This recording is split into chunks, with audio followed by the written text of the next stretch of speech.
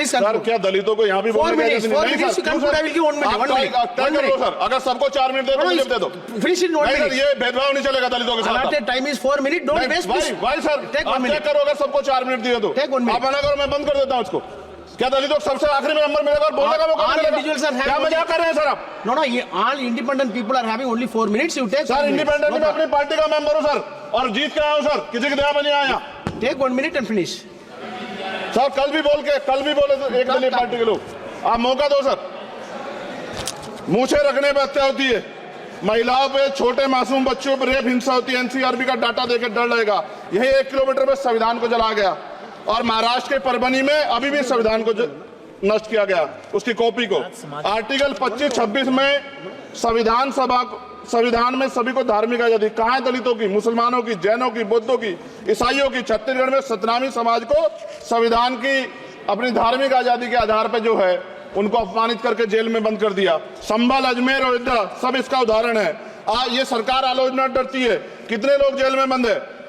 मिरान हैदर, खालिद सैफी, उमर खालिद खान, सिफा खान, गुलफ्शा फातिमा और आजम खान साहब राजनीतिक विरोध में बंद है।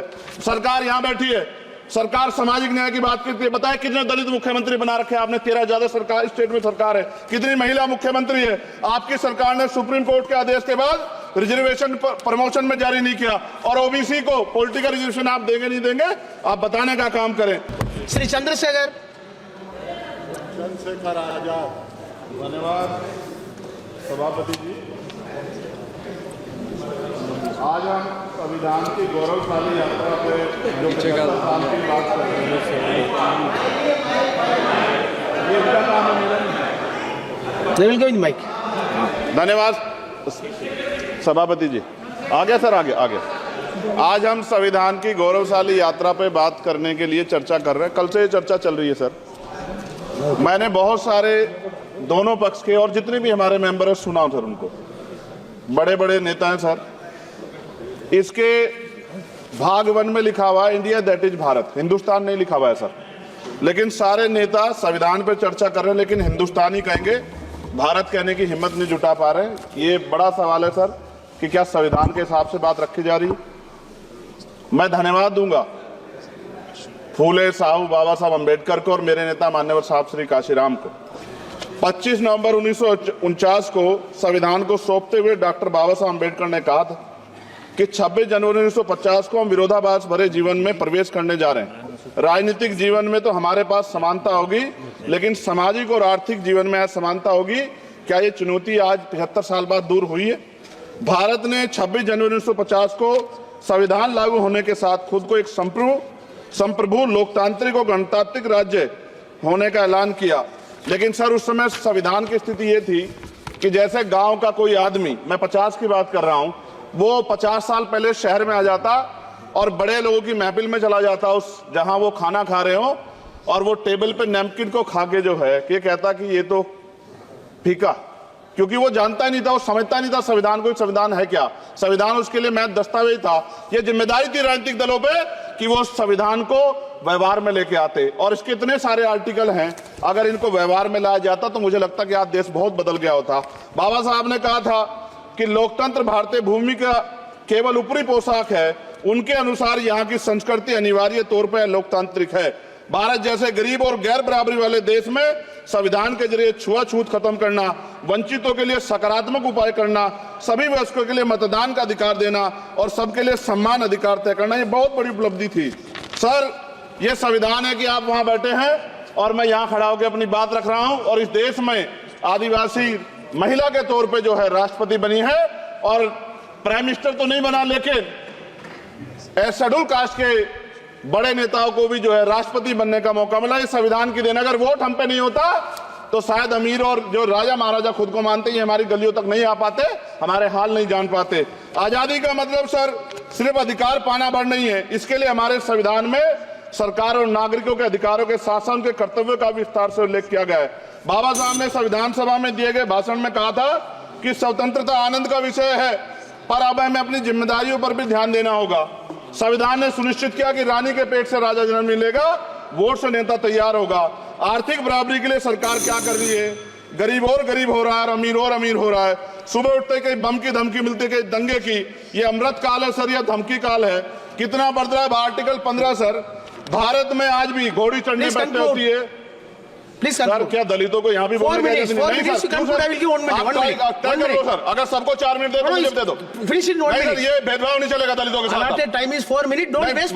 भाई सर, आप क्या करो अगर सबको 4 मिनट दिए तो? आप मना करो, मैं बंद कर देता हूँ उसको।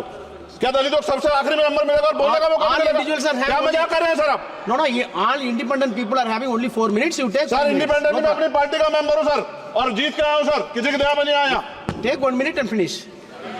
सर, कल भी बोले तो एक दलीय पार्टी के लोग, आप मौका दो सर। मूछे रखने पर हत्या होती है, महिलाओं पे, छोटे मासूम बच्चों पर रेप हिंसा होती है। एनसीआरबी का डाटा देकर डर लगेगा। यही 1 किलोमीटर में संविधान को जला गया, और महाराष्ट्र के परभनी में अभी भी संविधान को नष्ट किया गया, उसकी कॉपी को। आर्टिकल 25-26 में संविधान में सभी को धार्मिक आजादी। कहाँ है दलितों की, मुसलमानों की, जैनों की, बौद्धों की, ईसाइयों की? छत्तीसगढ़ में सतनामी समाज को संविधान की अपनी धार्मिक आजादी के आधार पर जो है उनको अपमानित करके जेल में बंद कर दिया। संभल, अजमेर, अयोध्या सब इसका उदाहरण है। आज ये सरकार आलोचना डरती है। कितने लोग जेल में बंद है? मिरान हैदर, खालिद सैफी, उमर खालिद खान, सिपा खान, गुलफ्ता फातिमा और आजम खान साहब राजनीतिक विरोध में बंद है। सरकार यहाँ बैठी है, सरकार सामाजिक न्याय की बात करती है। बताए कितने दलित मुख्यमंत्री बना रखे हैं आपने? 13 ज्यादा सरकार स्टेट में सरकार है। कितनी महिला मुख्यमंत्री है? आपकी सरकार ने सुप्रीम कोर्ट के आदेश के बाद रिजर्वेशन प्रमोशन में जारी नहीं किया, और ओबीसी को पॉलिटिकल रिजर्वेशन आप देंगे नहीं देंगे, आप बताने का काम करें। मैं 75 साल की गौरव यात्रा में हम एक सभ्य समाज नहीं बना पाए, इसलिए जाति आधार पर SC ST OBC के बच्चों को प्राइमरी स्कूल से लेकर उच्च संस्थानों में भेदभाव किया जाता है। सरकार निरंकुश हो गई, कोई बुलडोजर से कार्रवाई करता है। कल मंत्री जी ने कहा हमने राष्ट्रीय पिछड़ा वर्ग आयोग बनाया, 69 शिक्षक भर्ती में उसकी सिफारिशों को नहीं माना। EWS के जरिए आपने संविधान पे, आरक्षण के प्रावधान पे हमला किया। 1 मिनट में खत्म कर रहा हूं सर। संविधान सर, न्यायपालिका में आर्टिकल 124 ये कहता है सर, ये अधिकार जो है। Sir ji please conclude sir, 1 minute में प्लीज। संविधान में न्यायाधीशों की नियुक्ति का अधिकार राष्ट्रपति के द्वारा होना चाहिए, अभी तक नहीं हो रही है। All India judicial service commission कब बनेगा? क्या चंद परिवार ही सर जज बन सकते हैं?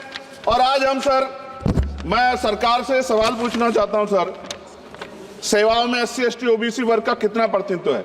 भारत सरकार के मंत्रालयों के अधीन PSU में, बैंकों, बीमा कंपनियों में और स्वच्छता संस्थानों में आउटसोर्स तथा कॉन्ट्रैक्ट पर वर्तमान कार्यरत कर्मचारी कुल कितनी संख्या है? आउटसोर्स और कॉन्ट्रैक्ट में कार्यबल SC ST OBC कितना प्रतिशत है?